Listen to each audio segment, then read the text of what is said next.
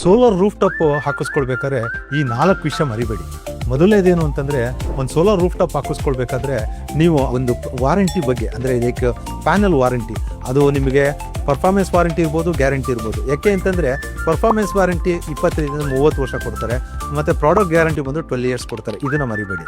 ಎರಡನೇ ಥಿಂಗ್ ಏನು ಅಂತಂದರೆ, ನೀವು ಒಂದು ಯಾವುದೇ ಥರದ ಸೋಲಾರ್ ರೂಫ್ ಟಾಪ್ ಹಾಕಿಸ್ಕೊಳ್ಬೇಕಾದ್ರೆ ಸಬ್ಸಿಡಿ, ಅಂದರೆ ಈಗ ಅದಕ್ಕೆ ಯಾವುದಕ್ಕೆ ಸಬ್ಸಿಡಿ ಕೊಡ್ತಾ ಇದ್ದಾರೆ, ಯಾವುದಕ್ಕೆ ಸಬ್ಸಿಡಿ ಕೊಡ್ತಾ ಇಲ್ಲ, ಸಬ್ಸಿಡಿ ಪ್ರಾಡಕ್ಟ್ ಹೋದರೆ ನಮ್ಗೆ ಏನು ಬೆನಿಫಿಟ್ಟು, ಸಬ್ಸಿಡಿಗೆ ಹೋಗದೆ ಇದ್ದರೆ KEBಯಿಂದ ಎಕ್ಸ್ಟ್ರಾ ಏನು ಕೊಡ್ತಾರೆ, ಇದ್ರ ಬಗ್ಗೆ ತಿಳ್ಕೊಳ್ಳೋದನ್ನು ಮರಿಬೇಡಿ.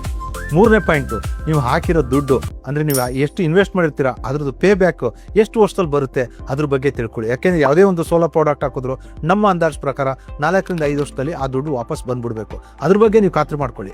ಇನ್ನೊಂದು 4ನೇ ಪಾಯಿಂಟ್ ಏನು ಅಂತಂದರೆ, ಈಗ ನೀವು ಸೋಲಾರ್ ಹಾಕ್ಸಿದ ತಕ್ಷಣ KEBನಲ್ಲಿ, ಅಂದರೆ ಇವಾಗ ನಾವೇನು ಚೆಸ್ಕಾಮ್ ಅಂತ ಹೇಳ್ತೀವಿ ಅಥವಾ ಬೆಸ್ಕಾಮ್ ಅಂತ ಹೇಳ್ತೀವಿ, ಅದರಲ್ಲಿ ಏನು ಬೆನಿಫಿಟ್ ಇದೆ. ಈಗ ಎಕ್ಸಾಂಪಲ್ಲು ಸೋಲಾರ್ ಸಬ್ಸಿಡಿ ಹೋದರೆ ನೀವು ಅದಕ್ಕೂ ಹೋದಾಗ ನೀವು KEBಗೆ ಏನು ರಿಟರ್ನ್ ಕೊಟ್ಟಿರ್ತೀರಾ, ಅದಕ್ಕೆ ಅವ್ರು ಕೊಡೋದು ₹2.45 ಕೊಡ್ತಾರೆ.